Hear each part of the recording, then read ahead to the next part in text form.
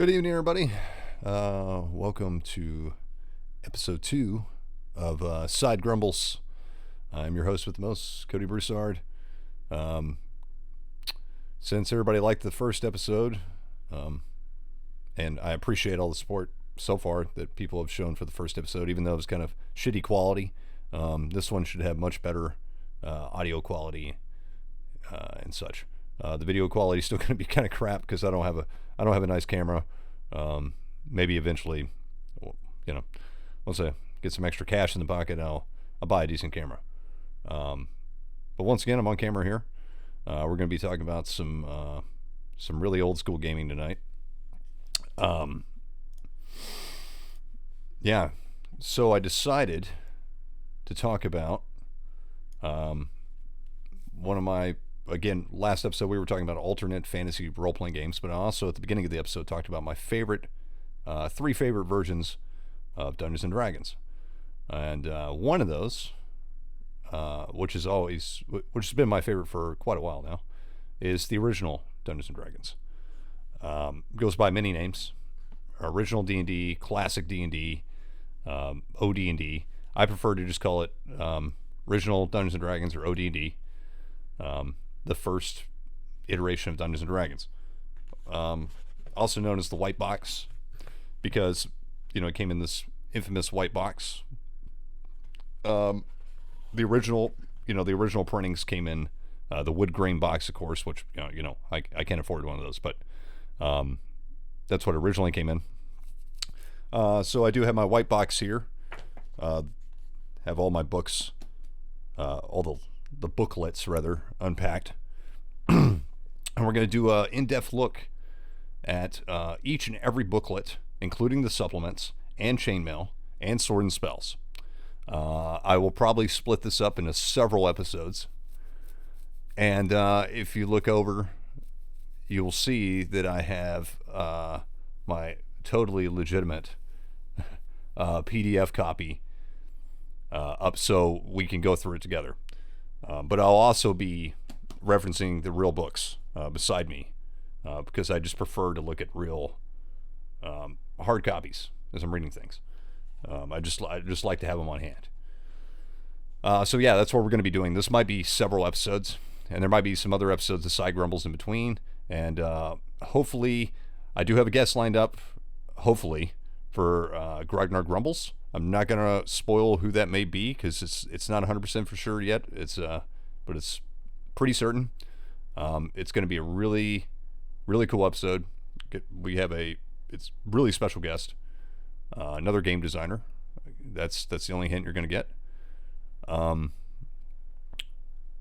Old school game designer, and it should be a really good episode, and it should be a really great way to kick off season 2. Unfortunately, I'm not sure when that's coming, because I have a really busy schedule the next following weeks. So if we don't record it this week, which I don't know if it's going to happen or not, then it's probably going to take another 2 or 3 weeks before that episode appears. Maybe sooner, who knows? But I do know what my schedule looks like ahead of me, and I know that I'm just not going to have much free time to devote to an episode of Grumbles, and be able to squeeze somebody in for as a guest. It could happen, but I'm just saying, don't expect that. I would say we're looking at least 2 or 3 weeks. But season 2, episode 9, is coming. But in the meanwhile, tonight we are looking at the original Dungeons and Dragons, the famous white box. I have taken some notes here this time, but I will be improving a little bit. Now I know other people have done this before, but I felt like I've always wanted to do a deep examination of the white box, because I am a big fan of it. I have played it extensively. Well, when I say play it, I've ran it extensively. I've researched it extensively. So I do have a bit of knowledge about how this game works.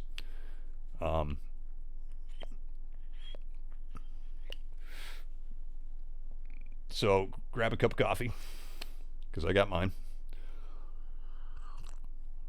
or maybe beer or whatever beverage, because this may be a long video. Like I said, I'm going to try to split it up into multiple videos.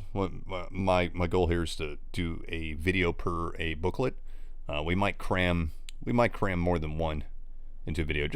We'll just see how long it goes and what happens. See how long I'll lollygag and sit here and drink coffee and ramble on. But no, so yeah, we're gonna look at each of these booklets individually. We're gonna examine them.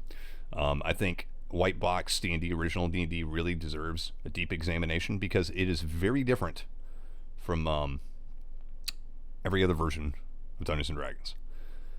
It is, as far as old school versions of Dungeons and Dragons, which in my opinion is second edition back, and some grognards disagree with me, but that's what I consider old school D&D.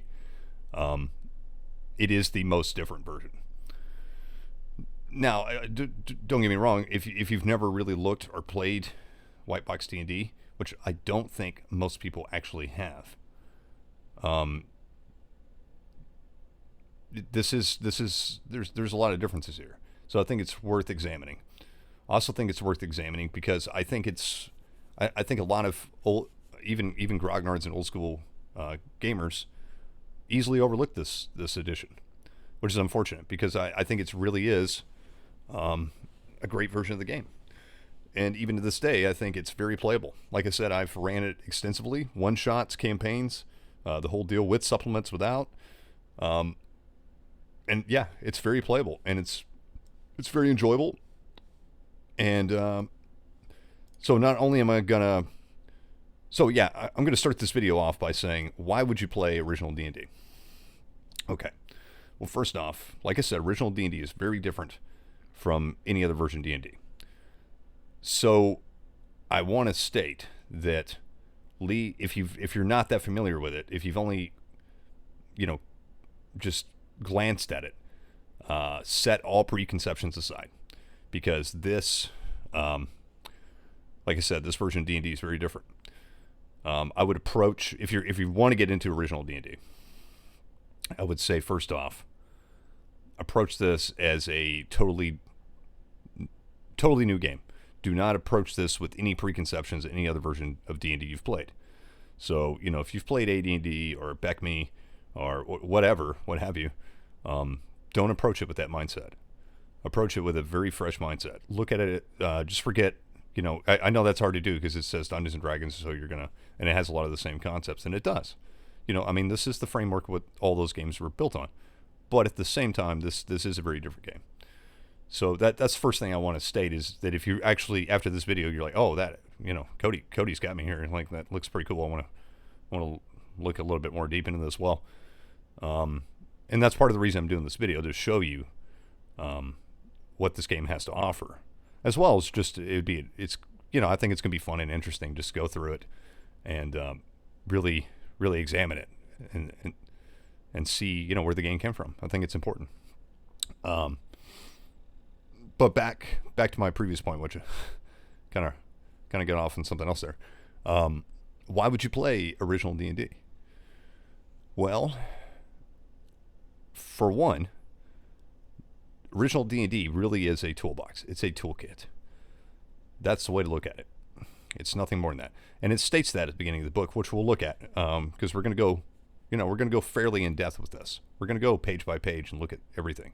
And it says that at the very beginning of the book, in the introduction. Gary says it. He says that these rules are guidelines, and the possibilities are endless. And he's absolutely right. So that's, and once you really look at it, it really does. This game, original D&D, really does invoke that style of approaching a game. It's very freeform. It's very loose. There aren't many rules. It's very rules light. And even so, if you like games that are rules light, if you like games that are easy to play, easy to get into, fast, loose, this is a game for you. But I'll also say, this is if you like crunch, if you like complexity, if you like detail. Well, this game still has something for you. Still has a lot to offer here, because it's easier. And another thing is, if you like the house rule, because you're gonna pretty much have to house rule. You cannot play this game straight from the book. It's almost impossible. Almost impossible. Not quite, but almost. And you'll see why. Because there's a lot of unclear things in this game. And you'll want to house roll things. That's another neat thing about it. When you actually start running this game, if you do, you'll quickly start writing house rules for it. And, that could spin into a whole nother evolution. But yeah, so back to the previous point is that simplicity. If you like crunch and detail and complexity, this game has plenty to offer for you. Because not only does it have the supplements, which offer plenty of that, I think it also offers, a simple framework is easier to add onto than a more complex one, right? It's easier to add things than take away things. So if you're even playing AD&D, which is still fairly simple, it's a lot more difficult to take things away without, fucking up the game. As opposed to this, it's a lot easier to add things into it, and you can get really crazy with it. And I actually did an experiment with that, which I'm probably not gonna talk about in this specific video. We might talk about it at the end when I do a final review of all these. And this is not a review, by the way. This is an examination. And also just, for fun. It's one of my favorite versions of D&D. I really love it. It's always held my fascination. And I want to show you why. I want to show you what's so great about this game, okay? Come into my world. So, without further ado, Dungeons & Dragons. Rules for fantastic medieval war games campaigns playable with paper and pencil and miniature figures. By Gary Gygax and Dave Arneson. Very important there. Dave Arneson. Who's I think is very overlooked. Well, I think as of recent, he's come to light a lot more, but I think he's really overlooked the D&D community for his contributions. In my opinion, this is the guy that really kicked off the role-playing game revolution. But if it weren't, the thing is, without Gary Gygax, we wouldn't have the modern role-playing game, right? So I think both of them are responsible for it. I think it's wrong to leave one or the other out. And I see that happening too much. But anyways, so Gygax and Arneson, I think that probably the only role-playing book you're going to see both names on. There might be another war game or something that but yeah, that's cool. But let's examine this. Rules for fantastic medieval war games. Okay. Why do they call it a war game? Well, it's quite simple. There were no role-playing games. Didn't exist. The concept didn't exist. And at that time, I think most of the crowd, the early crowd that was playtesting these early role-playing games, even before Dungeons and Dragons first iteration, the Bronsteins and the Blackmores and, the Castle Greyhawk adventures, they were calling it, fantasy adventure gaming. Adventure gaming is what the term is that they were coming up with. There was actually quite a few, the older guys. Oh, I've talked to some of those guys that actually were there and experienced all that. And they, a lot of them didn't really like the term role-playing game. And, they weren't really using that term. And actually, I don't think you'll see that term. If I'm not mistaken, you're not going to see that term anywhere in these booklets. Okay. But why does it say medieval war game? Because it is not a war game. But the thing is, there were no role-playing games, right? And the only offerings you had as far as, alternative gaming was outside. When I say alternative gaming, that means outside of Monopoly or, Scrabble or whatever, was war games. So you had miniature war games and you had chit war games, which, we'll get into that because I'm a big war gamer. And we'll do a bunch of episodes on those. But they did that on purpose because if they called it an adventure game, they would have no audience because there was no such thing as an adventure game.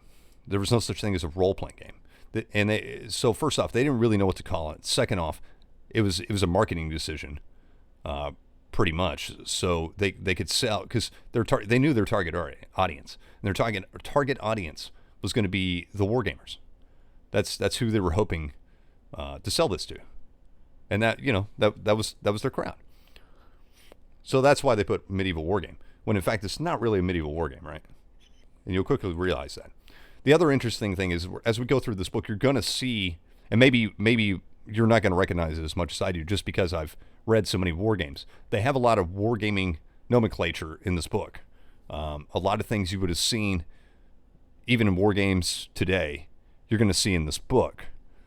So if you are a wargamer, that's just something interesting to point out, is that they use a lot of the same terminology that a wargamer would.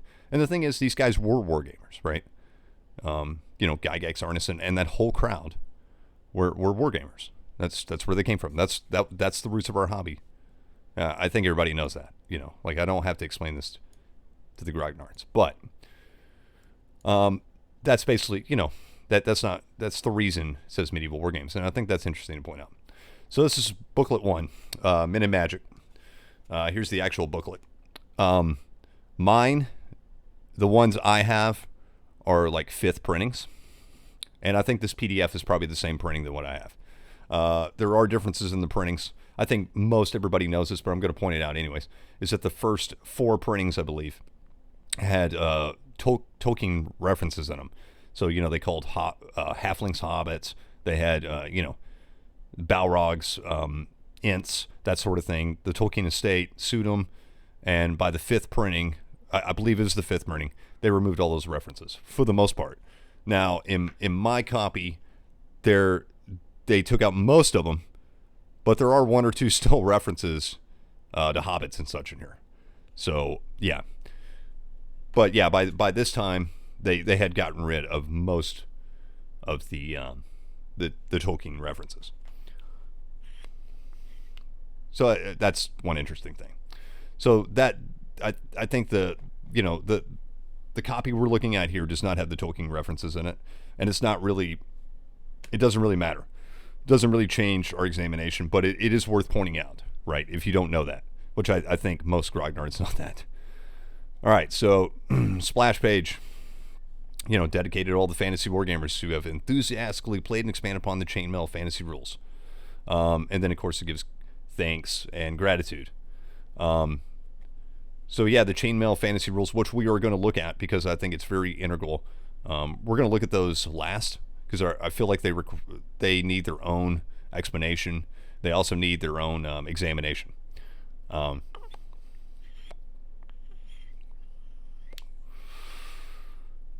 But that's kind of interesting, and it mentions that. All right, 1974. Index. Nothing special here. Ford. I'm not going to go through the whole Ford. I'm not going to read this to you. But it is pretty cool to read all this stuff. So if you get a chance, I'm not going to sit here and narrate it for you, but it is really interesting to read all this stuff. If you have your own copy, and you can easily obtain a copy, this is worth a read, right? It's pretty cool. Introduction. This is worth looking at a little bit. I'm not going to read word for word everything in the book, but these rules are as complete as possible within the limitations imposed by the space of 3 booklets. That is, they cover the major aspects of fantasy campaigns, but still remain flexible. As with any other set of miniature rules, they are guidelines, underlined. Okay, that's really fucking important here. All right. Now, AD&D says pretty much the same. Gary said pretty much the same thing in the AD&D First Edition Player's Handbook and Dungeon Master's Guide, but he really imposes that in this guidelines, underline. Okay. And yeah, so and I absolutely these are guidelines, and that's the way to approach this game. To follow in designing your own fantastic medieval campaign, they provide the framework, another key word there, around which you will build a game of simplicity or tremendous complexity, just as I was talking about at the beginning of the video. And once we examine this, you will see that Gygax is absolutely right here. Your time and imagination are about the only limiting factors, and the fact that you have purchased these rules tends to indicate that there is no lack of imagination. And then he goes on and on to say, other things. But then he's going to, there's 3 booklets in the set, which is the first ones we're going to examine. We're examining Minimagic. These all came in the white box. This is what you would have gotten in 1974 with the first D&D set. So you got Minimagic, which is basically the modern equivalent of the Player's Handbook, right? Okay. Then you had Volume 2, which is Monsters and Treasure. This is basically your equivalent of the Monster Manual, okay? And of course it has, obviously, it tells you it has treasure in there as well. And then Volume 3 is Underworld and Wilderness Adventures. And this is your equivalent of your Dungeon Master's Guide, all right? Yeah. So those are the 3 booklets, and it tells you, what each booklet entails. Then we're going to go to scope here. Again, I'm not going to read word. It tells you that all you need is paper and pencil and the dice, and you can add miniature figures if you want. It's optional. Miniature figures can be added if the players have them available and so desire, but miniatures are not required, only aesthetically pleasing. It also says you can use counters and such. So that's kind of interesting in itself, right? Right there, if you're reading this in 1974, you're like, because most of these guys that are reading these rules, they see the front cover, medieval miniature war game, and it says right here, you don't need miniatures. So right off the bat, you're like, huh? I thought this was a miniature war game. So I'm sure some people were incredibly confused in 1974 and quickly realized, as we know that this is a very different game than what everybody was used to previously. Age level 12 and up. Number of players. This is kind of funny and interesting. At least one referee. They call him a referee in this, not a dungeon master. At least one referee, and from 4 to 50 players. 4 to fucking 50 players could be handled in a single campaign. Okay, but the referee to player ratio should be about 1 to 20 or thereabouts. Okay, 1 to 20. That's a big freaking group, dude. That's a big group. Now, I've handled groups of that size. I'm not saying you can't. Now, why does it say that? Well, so the first fantasy campaigns that Arneson, Gygax, and some of the other guys were running were big groups. They were quite big groups, and they had multiple groups that were running all at once, and same players in some of those groups. So that's why, and you also got to remember that, the first dungeon masters were probably pretty scarce. So that probably seemed like a pretty reasonable number to Gygax, because he probably was running 20 players sometimes. And he, same with Arneson. So nowadays we know that it can be done, of course, but it's very, very unwieldy, right? I mean, it's fairly unrealistic number, but it is kind of interesting to point that out. Recommended equipment, Dungeons & Dragons, you have it. Outdoor Survival. This is an interesting point. So Outdoor Survival was a game by Avalon Hill. I actually got to play it with one of our fellow members of the Grognard Gamers, Dave Ferguson, and Chase Green, and his wife. I actually went and saw Dave Ferguson a few months ago, and Dave purchased Outdoor Survival. And that night, we had a few beers, we cooked out, and we played a couple rounds of Outdoor Survival. So yeah, it was a survival game. You're basically somebody trapped out in the wilderness. It's a hex and check game. If you're, like all those old school Avalon Hill games. If you're not familiar with them, basically, they always came with a cardboard a hex board, which I have some up here. I'm not going to take time to get up and show you, but basically, if you're not familiar with them, they're basically, a big cardboard hex board, like any kind of typical board game kind of cardboard. And they always had hexes on them 99% of the time, and little cardboard shits. And most of them were war games, but they did develop some other types of games. And Outdoor Survival was definitely one of those other types of games. And the whole concept of that game is that you're a lone survivor out in the wilderness, and you're trying to escape back to civilization. And you have to survive. You have to get food and resources and all that. And actually, after playing it, it's a pretty cool game. It's really interesting. I would definitely play it again, actually. I kind of want my own copy. It's pretty fun. But the reason they said use Outdoor Survival, I think Gygax used that originally as his wilderness, his map for his campaign world. And yeah, I mean, it would work perfectly well for that. And we'll see in Volume 3, Gygax mentions Outdoor Survival again. So actually, yeah, you actually don't need Outdoor Survival, but it could be used. And I think it would actually be pretty cool to use. There is actually somebody online, and I will see if I can dig it up and put it in the description below. A rabid White Box D&D fan actually made a whole real detailed campaign world out of Outdoor Survival. And it's really well done. It's cool. So let's see if I can dig that up. But anyways, it's an interesting curio to point out, but it's actually not needed, right? I think most of us realize that. Dice. The following kinds of dice are available from TSR. Now, this was a new concept, of course, the polyhedral dice. Pretty hard to find, right? Now, the interesting thing about this is, in reality, if you're just playing from the 3 booklets, you actually only probably need a 20-sider and a 6-sider. That's about all you're gonna use. Because and we'll see why, but that's really all you need. Now, if you're using the supplements, you need your typical set of D&D dice.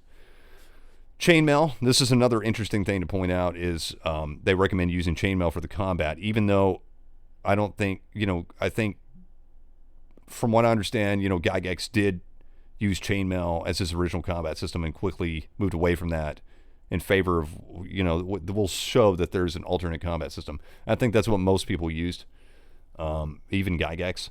But he still references chainmail in this. And there is a way to use chainmail, and I have done it before. I've used it. It's actually kind of cool. It's interesting. And we'll talk about that more in depth when we look at chainmail.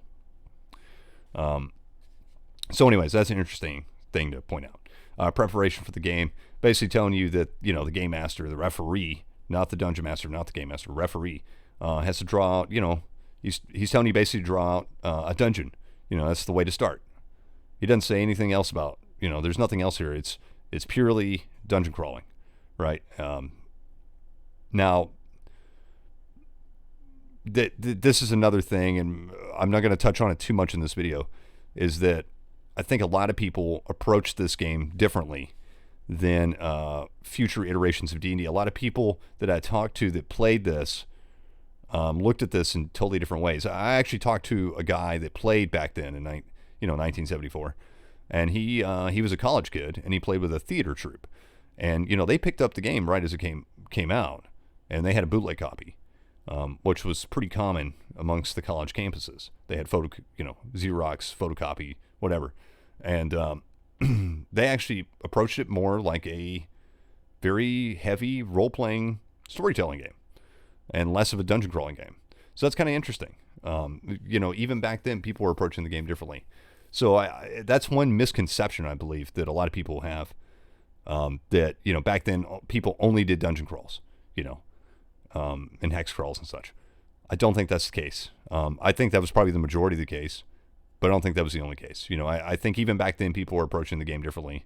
And especially at this time, with how loose the original version of D&D was, I bet you it was very, if you went from group to group, it'd be very different. So yeah, characters. Okay, so here's a big difference. If you're just playing from the white box, and some purists only play from the white box. I have ran original D&D in a vast assortment of ways. Most of the time, though, I just like playing by the original 3 booklets because it really is a very different and interesting experience. So if you're playing by the 3 original booklets, there's only 3 character classes.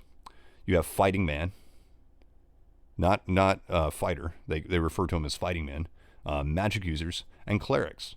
You notice there's one quintessential class here that everybody thinks of in D&D that's not in here.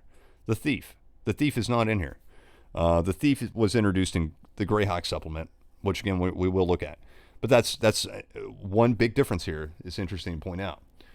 And there's a big debate there is a hardcore community that devotes themselves to playing original D&D, and there's a big debate whether the thief is needed or not. And if you really dig into that community, you're going to see that a lot of people make their own homebrew thief to fit in with only these 3 booklets, or they just don't use the thief at all. And there's good arguments on both sides for it. I'm not going to go into that tonight, but that is one interesting thing to really point out, that there's no thief in here.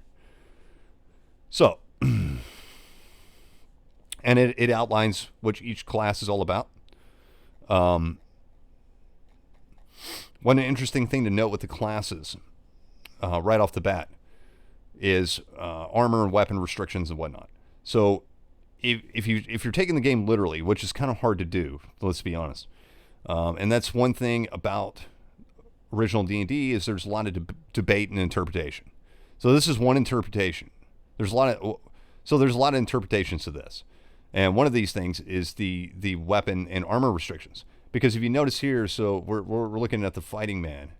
If you look at the fighting man, it says all magical weaponry is usable by fighters. Blah blah blah.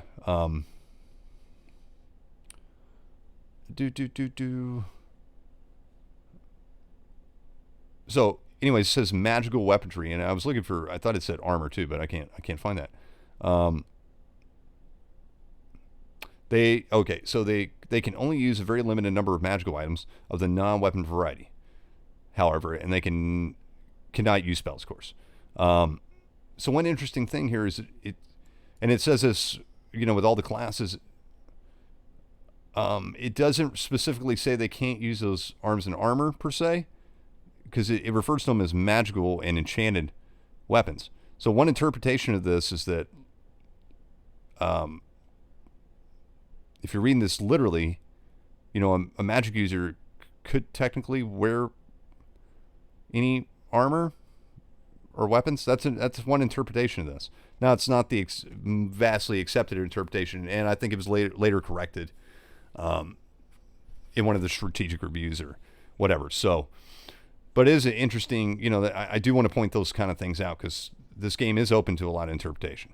Now, I think, again, the most common interpretation is, of course, fighting man can use all weapons and armor and has the best hit points. Magic user has spells, but is limited, he's limited to only a dagger, cannot wear any armor.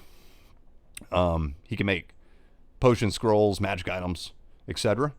And it gives prices for creating those items.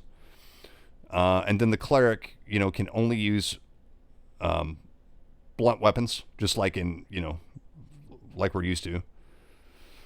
It also has another interesting thing to point out. And the cleric can use any armor, of course. Interesting thing to point out, it does have the, advancing to, Lord level, 9th level and above. And I think in the magic user case, in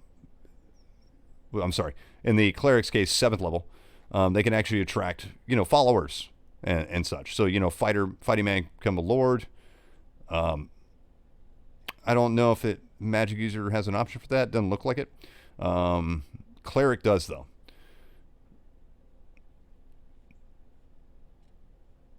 So clerics can have castles and territory and baronies, etc. So that's the basic overview of classes. Races. You have the dwarf. So the dwarf. Let's examine the dwarf just very quickly. Dwarf can progress up to 6th level fighter. Myrmidon is the title for a 6th level fighter. Advantages. They have a high level of magic resistance and add 4 levels when rolling saving throws. They are the only characters able to employ the +3 magic Warhammer. They know slanting passages, traps, shifting walls, new construction, underground settings. And of course it gives languages. Elves.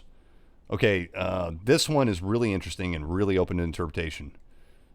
So the elf can be magic user. It says elves can begin as either fighting men or magic users and freely switch class whenever they choose, from adventure to adventure, but not during the course of a single game. So they can multi-class. This is a very interesting take on the multi-class. And everybody's got a different interpretation of how this works, and a lot of people house rule this. So the basic interpretation is that you choose which class you're going to be at the beginning of each adventure, and you level up in that class, and that's the class you're playing for that adventure. So first adventure, you might be playing a fighter, and then second adventure, maybe your wizard didn't show up, so you're going to play a magic user. That's really interesting. Now, some people let another interpretation or just house rules. Some people let the elf literally multi-class and play both classes at once with some restrictions, maybe, or higher experience. There's different interpretations and ways to handle that in house rules, and this is one big example of something a lot of people house rule is the elf. But that's really interesting to point out, and really interesting way to do things. Really strange. Halflings or hobbits, is literally referred to in earlier editions, can only be fighting men and progress up to 4th level. But they have magic resistance equal to dwarves, and they have deadly accuracy with missiles as detailed in Chainmail. Now, the elves also have a reference to Chainmail here. If you look in Chainmail, it gives you other bonuses. The elves gain bonuses fighting lycanthropes and undead, I believe. And the halflings get a bonus using sling scores. Other character types. This is something that's always been a debate in the old school community, allowing players to play monster characters or whatnot. And it says right here, there's no reason that players cannot be allowed to play as virtually anything, provided they begin relatively weak and work their way to the top. Okay, cool. And it gives an example of playing a dragon, starting off as a young dragon and whatnot. Very cool. That definitely works. I think that's an interesting way to do it. And in this edition of D&D, I think it's actually quite easy to do.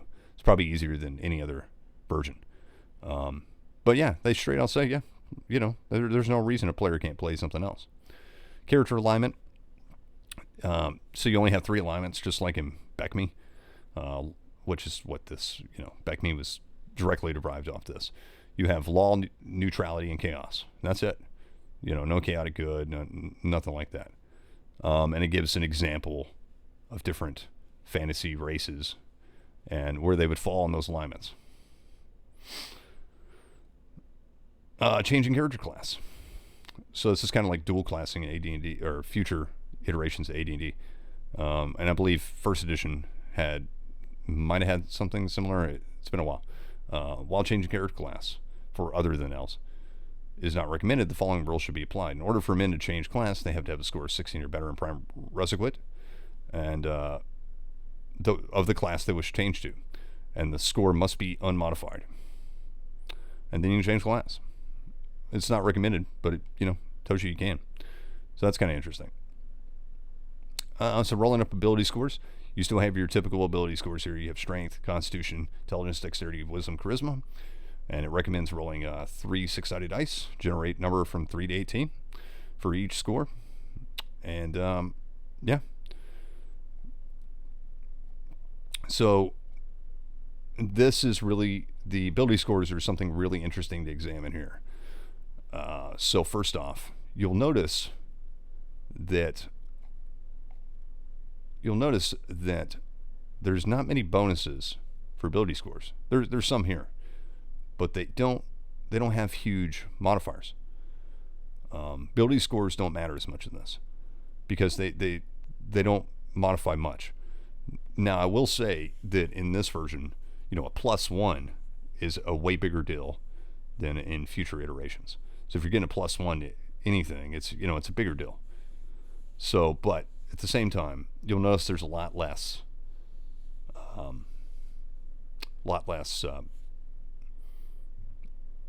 bonuses and penalties and such for your ability scores. The big thing in this to keep in mind is your Prime Resequit, and it really does play a big part in this game, in original D&D. because, like, fighters, for example, you'll notice one interesting thing here is strength doesn't modify anything. You don't get a bonus to hit or damage or anything like that. Now, if you're a fighter, though, and you have high strength, you get a bonus to your earned experience.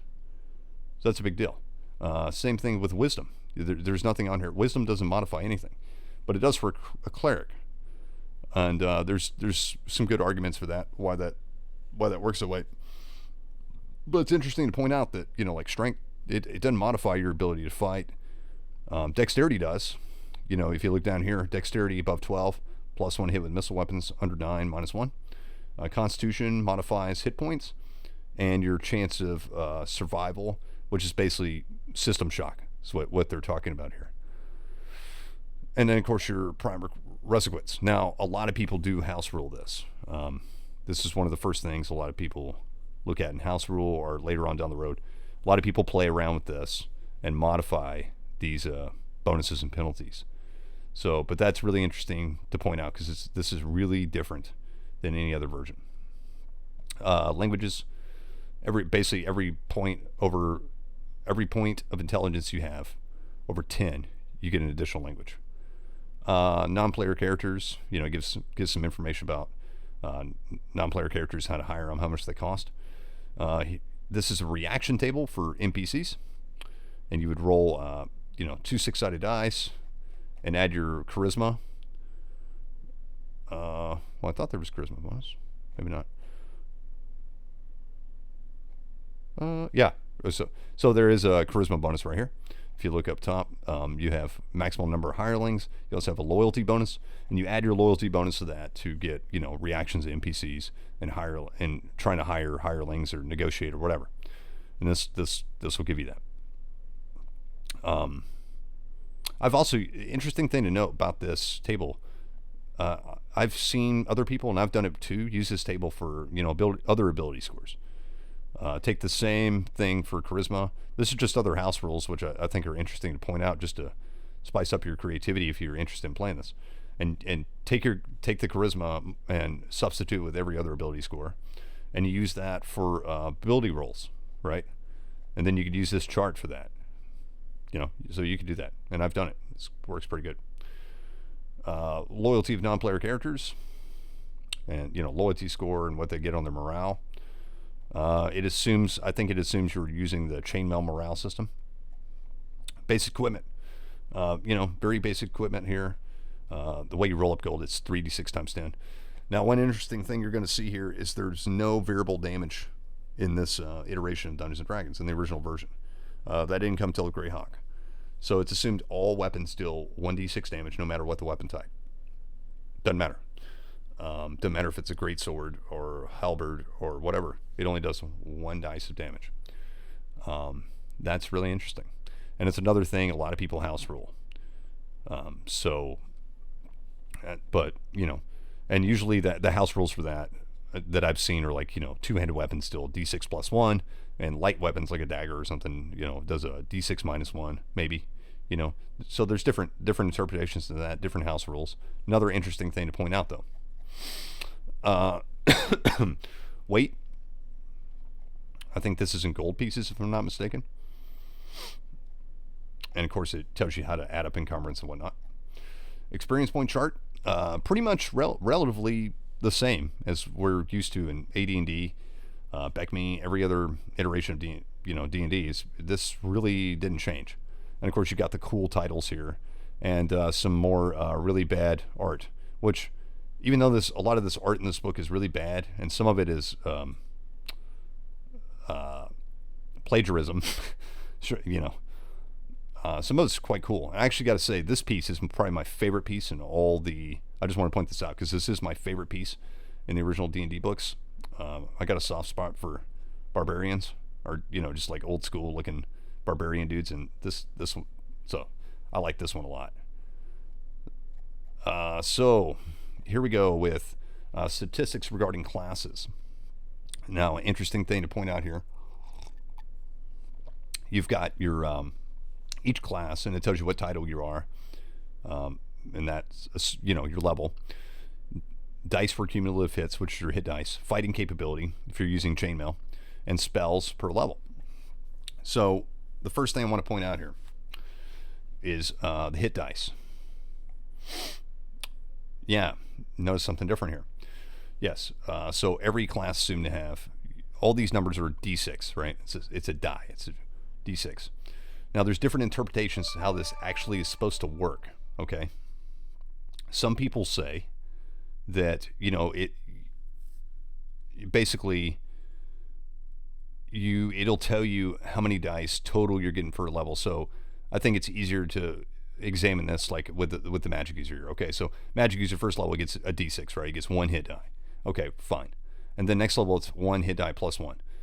So the way a lot of people interpret this is the next level you just add plus one. That's it. You don't get anything more. And then of course the next level you get an extra hit die. Okay. Now there's a couple other ways to interpret this, and in the explanation of how to roll hit points, it's very vague as to how this actually works. Some people think you actually roll all the hit dice every level and take that new total. Some people think that they house rule it and say, okay, yeah, that's kind of cool. I like that idea, but you roll those hit dice, and if it's higher than your current level, you take those. If it's not, you just keep your previous one. And some people even interpret this or play like, and I've heard people actually used to play like this and still do, is that every combat encounter you re-roll your hit dice. All those are interesting, and they could be, all of them could be interpreted that way. According if you're taking this literally, and you read through this, it could, all those explanations, interpretations could be correct. The way I look at it is the first way, right? And a lot of people house rule this too. This is another thing a lot of people house rule and play around with. Some people, and I've done this a lot, is instead of doing all this mess, you basically just, like, fighter gets a D6 plus 1, hit points every level, magic user gets D6 minus 1, minimal 1, of course, and then cleric gets a D6. So experience points, telling you you should, it doesn't really tell you how you earn experience points. It just tells you what it tells you, but it doesn't really detail exactly how you're totaling up those experience points. It's basically just, it's not telling you, exactly what you're getting, like when you kill a monster, gain treasure, etc. It's just telling you how to total up your hit points and whatnot. Levels. It says there's theoretically no limit to levels, right? This is the explanation I was talking about with dice for cumulative hits. I'm not going to read through this, but I think, basically, if you read this literally, it's really confusing. Fighting capability, which, we looked at a little bit, that corresponds with the chainmail rule system, okay, which we'll look at when we get to chainmail. Spells and levels, I think that's pretty easy to understand, right? It's the same as every other. Oh, this is kind of worth pointing out. It's the magic user looks, the exact same as pretty much every other version of D&D. The cleric, though, just like in Back Me, which, Back Me is a direct deviation of this, or if you want to call it basic D&D, classic D&D, whatever you want to call it.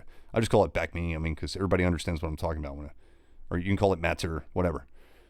We all understand what I'm talking about when I say Back Me. Metzer and Back Me, both pretty much the same. But just like then, in that version of D&D, the cleric does not start off with any spells at first level. Interesting to point out. Levels above those listed, it kind of gives rules for going above the levels listed. And here we go with alternative combat systems. So it does recommend using chainmail, but at the same time it gives an alternative combat system here using a D20. And you have two charts, one for min attacking, one for monster stacking. And this looks very similar to what you're going to find in Back Me or Metzer. Pretty much identical. And so this is assuming, if we're looking at min attacking, which is characters, this is assuming you're looking at a fighter. And so you notice that the fighter is not as good as the AD&D fighter. If you're used to a Metzer or Back Me fighter, it looks very similar. So the fighter actually doesn't get better until 4th level, and it's every third third level basically that he increases fighting capability. And then it says down here, magic users advance in steps of 5 levels, clerics in steps of 4 levels. Okay, so your fighting capability doesn't go up as much in this. All right. Monsters attacking based on their hit dice. Again, it's this chart is very similar to what you're going to see in Backme and Metzer. Basically, the way monsters advance is, every other level or, every 2 levels kind of thing.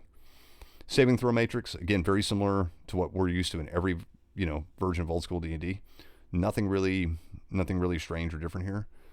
I'm seeing if there's anything I feel like there's something to point out here.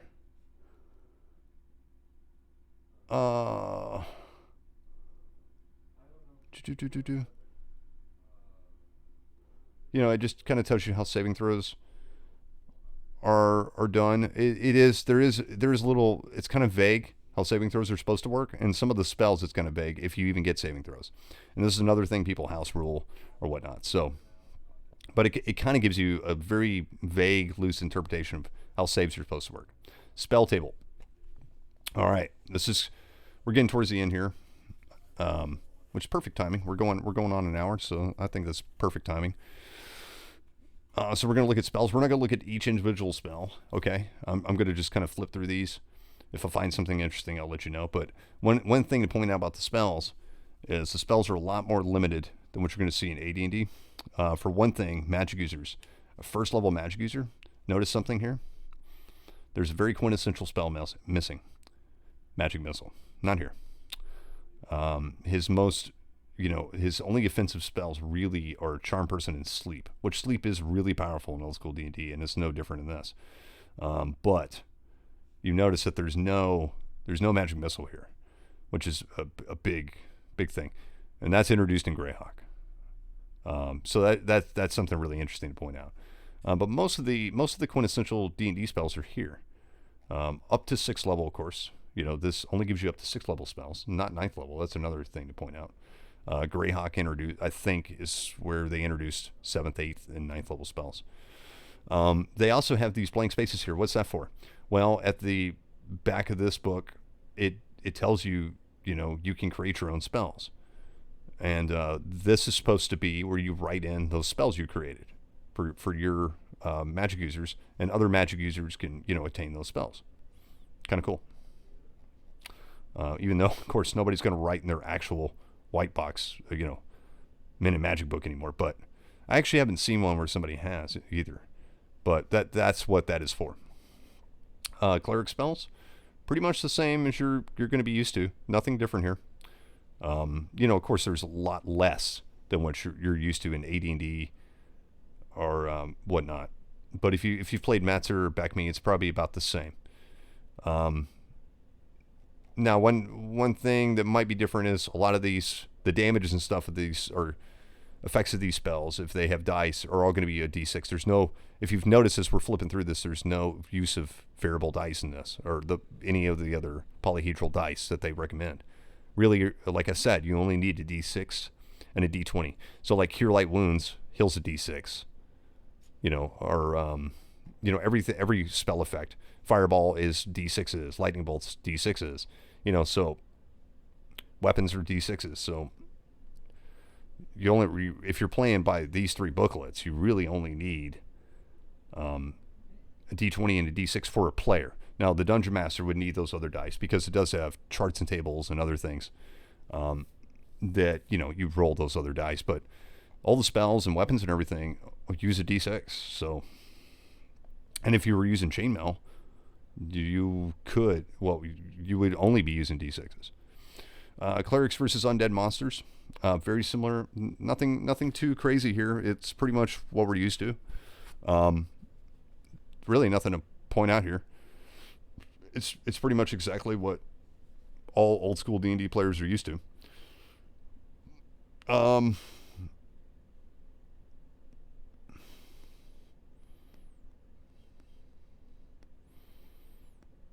It does, point out that evil clerics do not have the turning ability at all.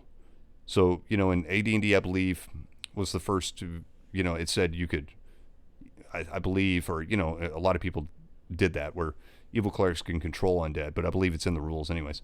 But in this one, it just straight out says that if you're an evil cleric, you just don't have turn undead, and you can't control them either. You just don't have it. Now, of course, this is something, again, you could house rule, and I think most people do. So let's just flip through the spells here, see if there's anything interesting. Now, one thing about the spells is they are really loose and vague. So sometimes, you'll be casting a spell, and it doesn't say, a lot of times it won't say whether you get a save or not. It's some of them do, some of them don't. They all have durations and stuff. So here's a good example, like Charm Person. It doesn't say whether you get a saving throw or not. But there's some spells in here that say you do get a saving throw. So, that's another thing of interpretation. I think, the common conception is I think it's assumed you get a save for all the spells unless it says otherwise. That's kind of how I usually handle it. Which I can't think of many exceptions to that. So yeah, I mean, most of these spells are exactly what you're used to. Like Fireball is pretty much the same. It's level. It equals how many dice you're going to throw. Lightning Bolt, same thing. Nothing too crazy here. Pretty much all typical stuff. Some more cool old school art. These are probably my second favorites in all the booklets. Very cool. We got some titties here, some nudity, which, this was, they said ages 12 and up. Well, I don't know, but pretty cool looking though. I like these. These actually look good. These are cool looking. Yeah, so you got all your typical spells here. We're just gonna flip through these, see if nothing too crazy here. Magical research, of course, they have rules for magical research and how to dictate and decide that how much gold it. Basically, this is telling you can expand on the spells. This is what we were talking about, and then this is where you're supposed to write those spells in the book, and so other players, when they're looking at the book, can pick those spells too. Book of Spells. This is one interesting thing to point out that's very different, and it's open to interpretation. Now, I think this was later FAQ'd basically in a strategic review or whatever, but basically what this states is characters who employ spells are assumed to acquire books containing the spells. So it just says characters who employ spells. Now, this is very different from every other version of D&D, because clerics are assumed in every other version not to, or it states, it's not assumed, that they don't have books to cast their spells. Now, in this version, it doesn't say that. There's no assumption of that. So some people interpret that clerics do have spell books. Interesting interpretation. Now, I think most people just go with the typical D&D route that they're used to, where clerics do not use books. But if you're taking this literally, that's what it says. So yeah. And of course, we got the backsplash page. This is definitely, I think, some kind of traced comic book art. But either way, it's still pretty cool. I even though this art's really bad, it's got a certain flair and flavor that no other role-playing game has, and I actually really do enjoy looking at it. So yeah, that's basically Min and Magic. I think we've gone through it pretty thoroughly. We're getting on an hour here. I hope you guys enjoyed the video. I hope this gave you a little bit more in-depth look into the beginnings of our hobby and what original Dungeons & Dragons is all about. Next episode, we're going to detail the next booklet, which is booklet 2, Monsters and Treasure. Now, I feel like this one's probably not going to take as much. I feel like I'm not going to take as much time on this one, so I might combine Underworld and Wilderness Adventure, and I might combine both of these books in one episode. Even though I feel like Wilderness Underworld Adventure would require more time. So what we're going to do is next episode, we're going to assume that it's only going to be about this one. But if I feel like I have some extra time, I'm going to go ahead and dive into this one. And then, yeah. So we're looking at least another 2 or 3 episodes to conclude the basic white box. And then we will go into the supplements, which I do not have all the supplements, hard copies, but I have most of them. So, you know, we'll be looking at Greyhawk, we'll be looking at Blackmore, we'll be looking at Eldritch Wizardry, Gods and Heroes, which I do not have, and Swords and Spells, which is technically not a supplement. It's actually miniature war games rules for fantasy games, but they do have some stuff in there you could use for D&D, and some people do. One thing I do want to point out is that, you know, it's kind of hard. If you wanted to get into white box D&D, how would you do that? Well, yeah, so I do realize that getting an actual white box right now is kind of expensive. I managed to get one at a really reasonable price, but that was years and years ago when I got mine. You can obtain PDF copies legally and other ways. So yeah, I don't think I have to explain that to you. I think nerds understand that. And then another route I would go is if you want to play something that's pretty much in the spirit of white box. It's not exact, but it's very strongly in the spirit. Is I would look at some retro clones, and one of them I would look at is this white box fantasy medieval adventure game. Okay, you can get this on Amazon. I think it's like $5. Okay, great deal, and it's very much in line with the original white box D&D rules.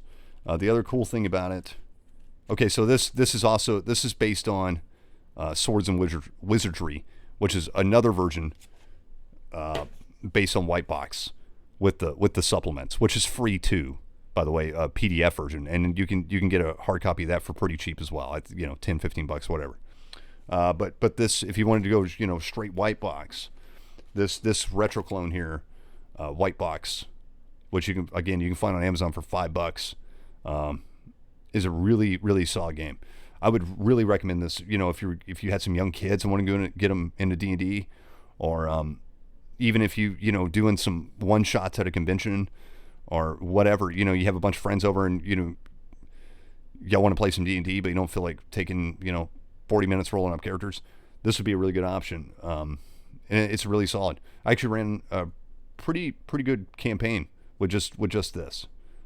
So yeah, I would highly recommend this if you're just looking to play. If you want to play white box, you want to obtain a copy legally, and this would be a pretty good option. I think this is really close and in line with, it's definitely in the spirit of original Dungeons and Dragons, and it's got everything in here too. It's got your treasures, monsters, rules for making character, and it still the cool thing I do like about this too is it gives different rules, interpretations, house rules, but yeah, everything that's in white box is pretty much in here. There are some differences, but not very small, minor. So yeah, I would recommend this if you want to play something in the spirit of a white box D&D, but want something that's written a little bit more in a modern style, maybe, or whatever your reasons. $5 on Amazon, can't lose. Good game, and maybe I'll do a little snippet review of this at some point. But anyways, thanks guys for tuning in. I appreciate all the support for the last video. This one the audio should be a lot better. I figured that out pretty quick. I am an audio guy. I should have known better about microphones and such. I'm not a video guy, so I don't do a lot of video recording. This is like literally my second video recording ever. So I know a lot about audio recording. I don't know a lot about video recording. So meshing the two took me a second to figure out. I am a fairly technical guy, so I think we get all the kinks worked out. Audio should be a lot better on this. And I appreciate you guys sticking around and watching these videos and supporting us. Supporting me, rather. And I hope you guys got something out of this. And, maybe by the end of this, or maybe even by this video, you have a deeper appreciation for original Dungeons & Dragons. But thanks a lot, guys. Everybody have a good night. And I will see you for the next episode.